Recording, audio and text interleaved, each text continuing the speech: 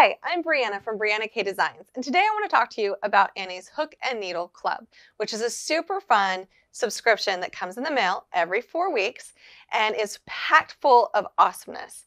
Today we're going to be talking about the Sedona shawl, which is absolutely beautiful. If you're a crocheter, it comes in crochet, and if you knit, there is also a knit version.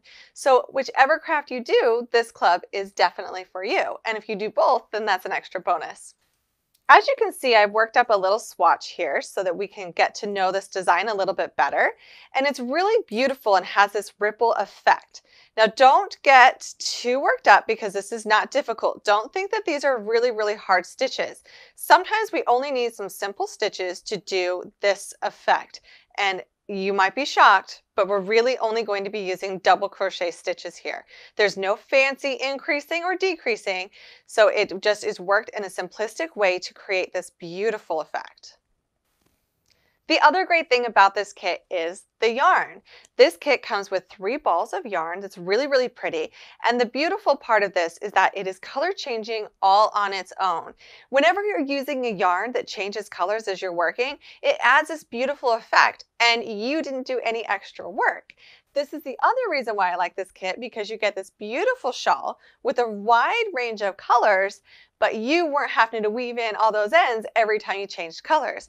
So yarn that changes colors on its own always is such a fun yarn to work with, because it's fun to see which color comes next as you're working it, which color it fades into, and then when you're wearing it, it's nice because it can go with a wide range of wardrobe choices simply because there's lots of tones in it. So if you have something that's in a light purple, this would go great, or a green, or even into these pinks. So it really goes with the wardrobe well, adds more pop of color, and really jazzes things up.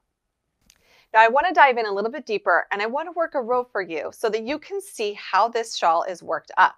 I'm not going to do the starting row. The directions that you will get will tell you how many to chain and how to do that starting row. It's quite simple. And then we're going to repeat row 2. So this is really a 1 row repeat, which is super fun because it's relaxing, since as you go, you'll get really comfortable with it, and you can either watch your favorite show or, lounge on the back patio, and you might even memorize these instructions after a while. So it's quite a relaxing stitch repeat. So let's get started, and I want to show you how to do this. So grab your favorite hook. So as I mentioned, the main stitch used in this pattern is the double crochet. So before we jump into talking about these peaks and valleys, I want to review the double crochet stitch. So I'm going to work into this next stitch here, and to do the double crochet, we will yarn over, insert our hook into the stitch, yarn over and pull up a loop, yarn over and pull through 2 loops on the hook, and now we have 2 loops remaining. We will yarn over and pull through those 2 loops. And that's the double crochet stitch.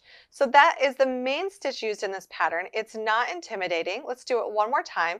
Yarn over and enter the stitch, yarn over and pull up a loop, yarn over and pull through 2 loops on the hook, and yarn over and pull through the remaining 2, and that completes the double crochet. It is simply that stitch that is the main stitch worked in this pattern. So you'll get quite fast at it, and you'll get really comfortable, and you'll increase your speed and also your confidence. To start a new row, we will chain 3, and pay attention to the pattern notes, because our chain 3 does count as our turning chain and our first double crochet. Then we will double crochet into that very first stitch. And then we're going to do a 2 double crochet into the next double crochet.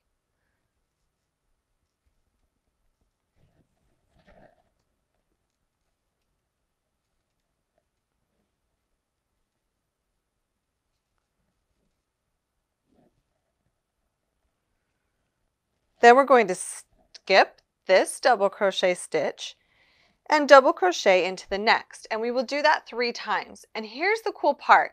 While we're not decreasing to create these peaks and valleys, we're simply skipping stitches. So we're increasing in some areas and we're skipping stitches in others, and that's what creates that beautiful ripple stitch. Then we will skip the next, And we will do 2 double crochets into the next 4. And this is creating our peak.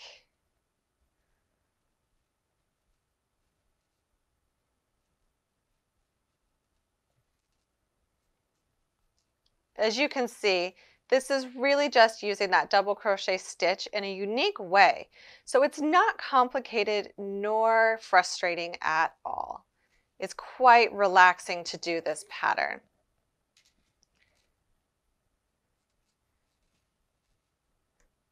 Now that you've seen that, I want to do it one more time so you can see. I'm sure as we can view this, that you can see how we're doing these peaks and valleys, and they come together quite nicely. So now that we've done this peak, we're going to do our next valley by simply repeating, skipping a stitch and double crocheting in the next 3 times.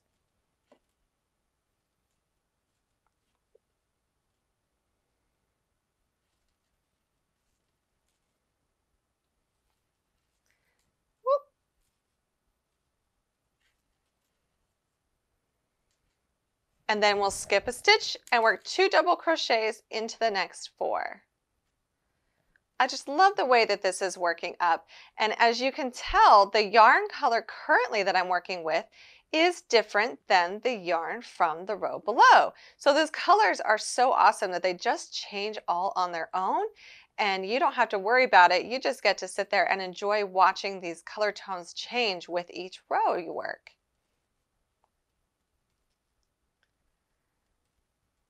And I also want you to notice with this yarn how in some places it's a little bit thicker and some places it's a little bit thinner.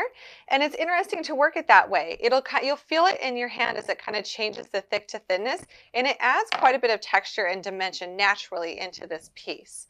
So as you can see after this repeat, we've got this row working along quite nicely, and that would just be repeated across for the stitches that the pattern calls for.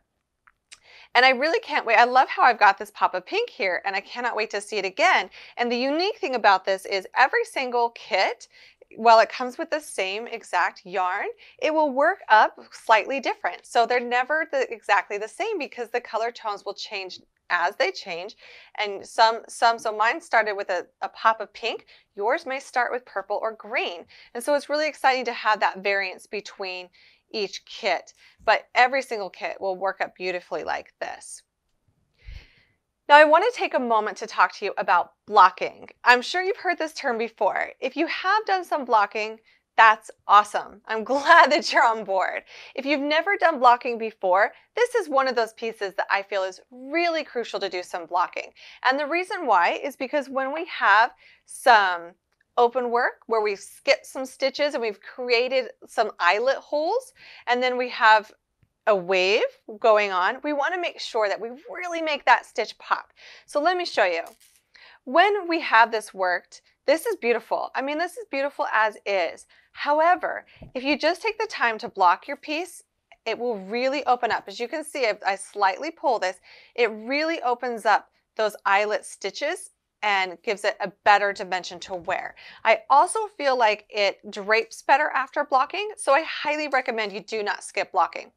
All you have to do, there's several different ways. This is an acrylic yarn, so you can block it and hit it with steam very carefully. You don't want to hit it with too high of a heat because it could damage the yarn. This is the same with other yarns too that might felt. So if you do hit it with heat, be really, really careful. The blocking method I tend to prefer is either taking this item and putting it into a sink and then into a towel and rolling out the excess water after giving it a little bath, or you can pin it to a blocking board or a towel. It can be as simple as using a towel with some pins, pull those stitches out and spray it with some water, and then just let it dry. This isn't a complicated method. I think sometimes when we hear about blocking, we think like, what is this? Do I need to go do lots of research?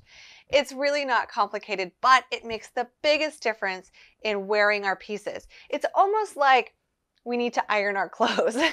We wouldn't want to go somewhere nice and have a wrinkled shirt. Same with our crochet and our knit. When we are finished with our piece, We want to, in essence, iron it and make it look really crisp and nice, and it will lay nicely if we do the blocking. So simply take this, spray it down with some water, let it dry, and then once you unpin it, it is set in those stitches. Those stitches will remain more open and flat, because you can see right here how it's not laying quite as flat as it could if I were to kind of pull that and block it out. And it really does help the ripples and the valleys show and those eyelet stitches pop, which is really, really nice. Now, one more thing I want to note on these kits is that each month you will get a different item to work with. It's not going to be the same yarn. It's not even going to be the same type of item, which is super exciting because it's fun to see what comes. They're all very beautiful and they have different themes. I love this month's kit and I cannot wait to see what next month will bring too. And I also want to say, if you have a friend who's going through a difficult time, or it's their birthday or retirement, or they're celebrating anything, these are great gifts. They're cheaper than flowers and they last a lot longer. They're also a lot of fun to do. So it's really distracting for you or for a friend. It's great to bust out these kits. Make a beautiful piece that lasts a very long time. So these are great gifts. You can either purchase it to make this for a friend or a family member, or if you have someone who's crafty themselves, you can simply purchase them the kit. So it's a lot of fun to do. I highly recommend doing that. I think it is the greatest gift and it's really personal, especially for us crafters. We would probably rather receive yarn than flowers anyway. So I hope you join me in obsessing over the mailbox and waiting for your next kit to arrive. Head on over to Annie's and order your kit today because you will have a ton of fun.